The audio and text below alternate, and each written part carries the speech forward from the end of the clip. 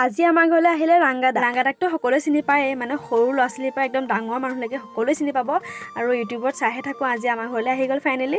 আৰু ৰাংগাদাৰ ইয়াৰ লগৰ কেইজনো আহিছে, অকণমান দেখাই দিছোঁ। নামকেইটা আকৌ মই পাহৰিয়ে থাকিলোঁ। আৰু ৰাংগাদা আজি প্ৰথমবাৰৰ কাৰণে আমাৰ ঘৰলৈ আহিছে, আৰু বহু দিনৰ পৰা আহিম কৈ আছিলে। আজি সেইকাৰণে মাতি দিলে ভাইটিয়ে, আৰু এয়া বাই ধুনীয়াকৈ হাঁহ মাংস বনালে। ঘৰৰে হাঁহ আকৌ দেই, সেইকাৰণে হাঁহটো অকণমান তেলটো বেছি।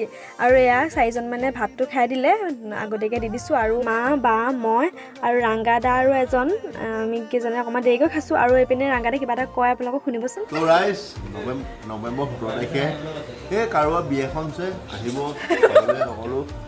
থেংক ইউ ইউ তো ৰাইজ বাকী আমি খানা খালোঁ, আমি কাষত খালোঁ কাশ্মীৰত। এতিয়া কাশ্মীৰত খানা খাই ৰাইজ মই পেকেট খাইছোঁ, বেয়া পাব নাই আৰু তাই ইনষ্টাগ্ৰামটো ফ'ল' কৰি দিব। ছোৱালীজনীয়ে বিহু নাচে